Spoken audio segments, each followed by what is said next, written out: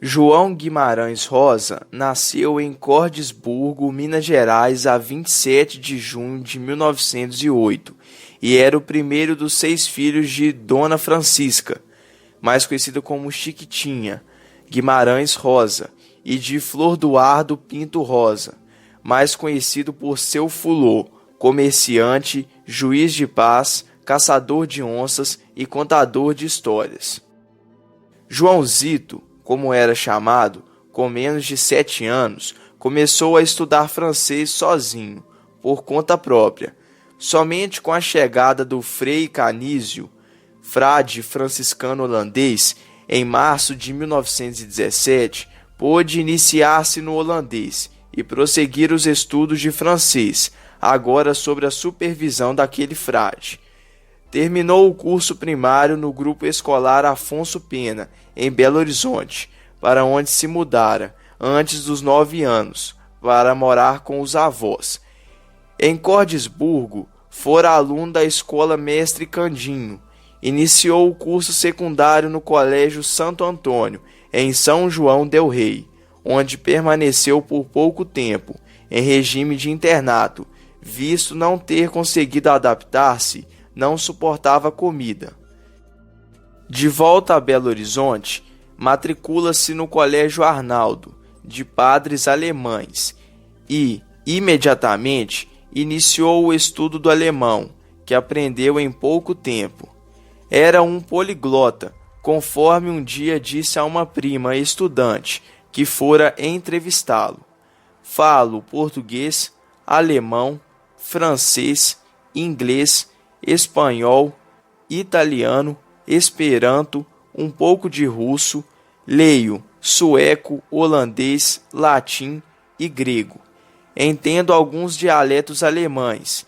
Estudei a gramática do húngaro, do árabe, do lituânio, do polonês, do tupi, do hebraico, do japonês, do tcheco, do finlandês e etc. Mas tudo mal, e acho que estudar o espírito e o mecanismo de outras línguas ajuda muito à compreensão mais profunda do idioma nacional, principalmente, porém, estudando-se por divertimento. Gosto da distração. Em 1925, matricula-se na então denominada Faculdade de Medicina da Universidade de Minas Gerais, com apenas 16 anos. Segundo um colega da turma, Dr. Ismael de Faria, no velório de um estudante vitimado pela febre amarela em 1926, teria Guimarães Rosa dito a famosa frase: "As pessoas não morrem, ficam encantadas", que seria repetida 41 anos depois por ocasião de sua posse na Academia Brasileira de Letras. Sua estreia em letras se deu em 1929, ainda como estudante. Escreveu 4 contos: Caçador de Camurças, Cronos Kaianagik, título grego significando tempo e destino, O Mistério de Raymore, Hall e Macné, para um concurso promovido pela revista O Cruzeiro. Todos os contos foram premiados e publicados com ilustrações em 29 e 1930, alcançando o autor seu objetivo, que era o de ganhar a recompensa nada desprezível de 100 contos de réis.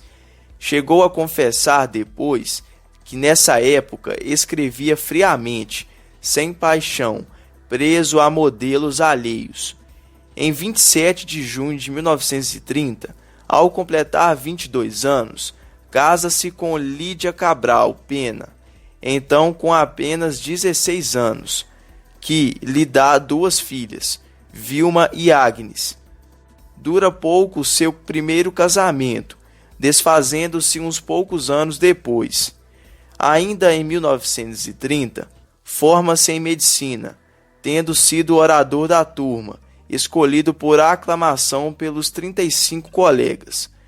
Guimarães Rosa vai exercer a profissão em Itaguara, pequena cidade que pertencia ao município de Itaúna, Minas Gerais.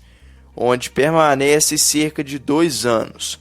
Relaciona-se com a comunidade, até mesmo com raizeiros e receitadores, reconhecendo sua importância no atendimento aos pobres e marginalizados, a ponto de se tornar grande amigo de um deles, de nome Manuel Rodrigues de Carvalho, mais conhecido por Seu Nequinha, que morava num grotão enfurnado entre morros, num lugar conhecido por Sarande.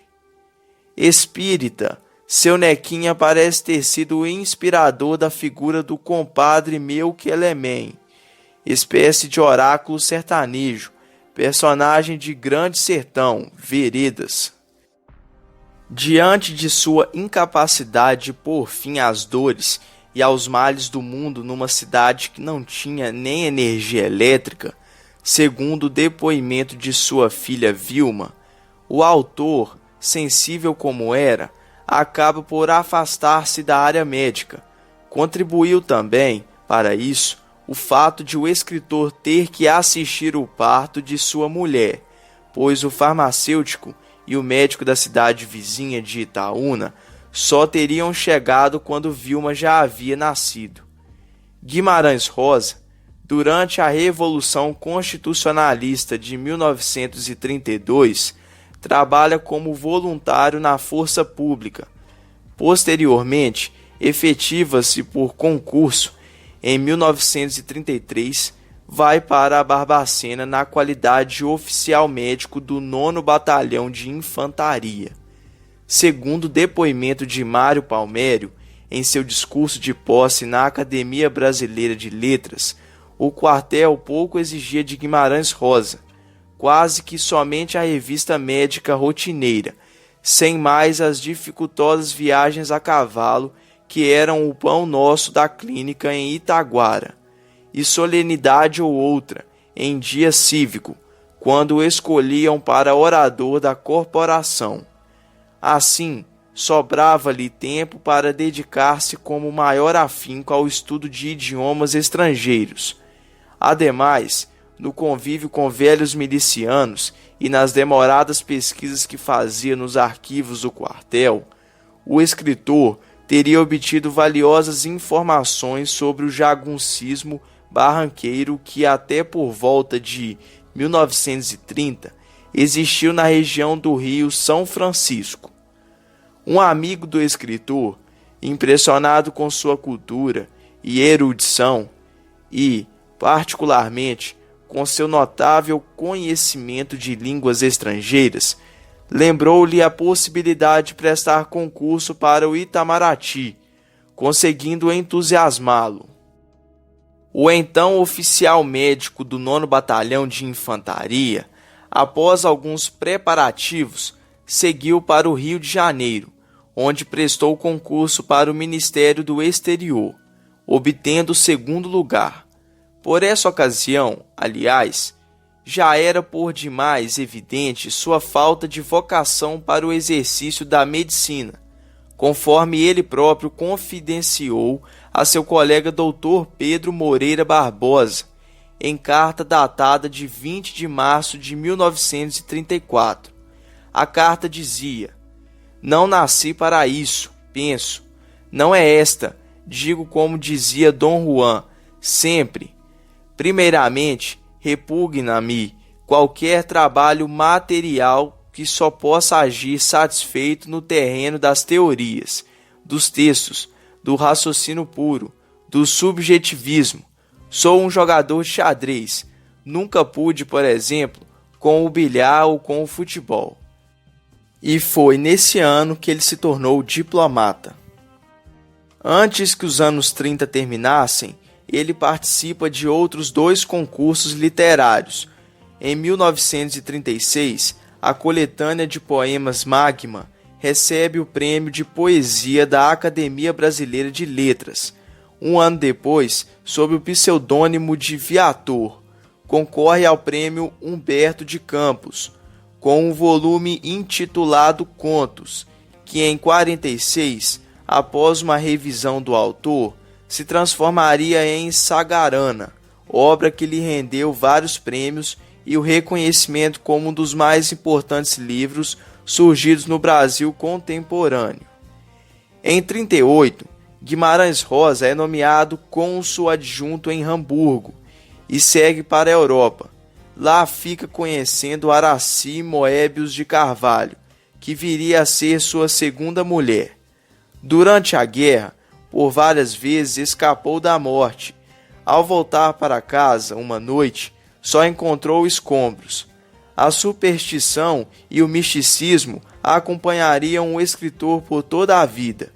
Ele acreditava na força da lua, respeitava curandeiros, feiticeiros, a umbanda, a quimbanda e o kardecismo. Dizia que pessoas, casas e cidades possuíam fluidos positivos e negativos, que influíam nas emoções, nos sentimentos e na saúde de seres humanos e animais.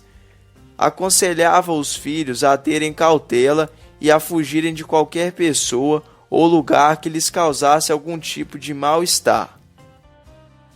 Em 1942, o escritor segue para Bogotá como secretário da embaixada, lá permanecendo até 1944.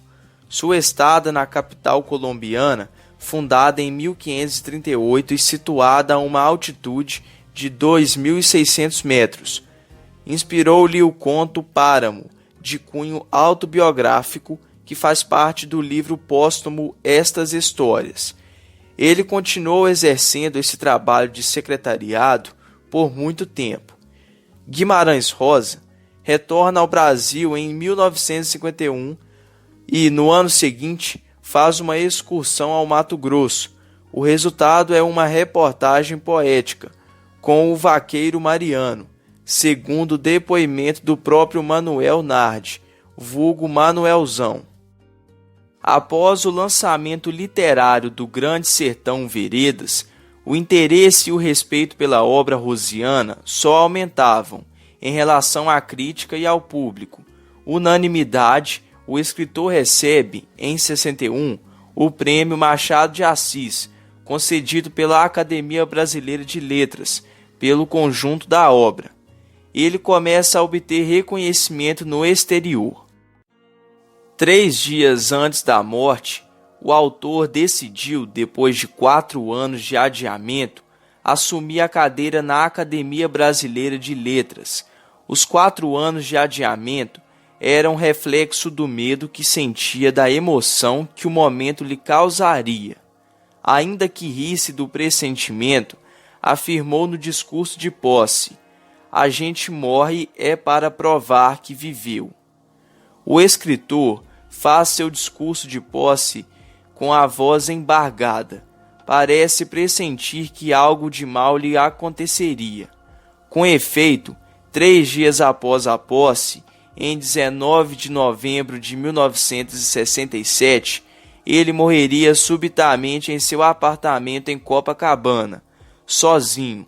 A esposa fora à missa, mal tendo tempo de chamar por socorro. Em 1967, João Guimarães Rosa seria indicado para o Prêmio Nobel de Literatura. A indicação, iniciativa dos seus editores alemães, franceses e italianos, foi barrada pela morte do escritor. Tinha se dedicado à medicina, à diplomacia e, fundamentalmente, às suas crenças, descritas em sua obra literária. Fenômeno da literatura brasileira, Rosa começou a escrever aos 38 anos. O autor, com seus experimentos linguísticos, sua técnica, seu mundo ficcional, renovou o romance brasileiro, concedendo-lhe caminhos até então inéditos. Suas obras alcançaram esferas, talvez até hoje desconhecidas. Ele se impôs não apenas no Brasil, mas alcançou o mundo.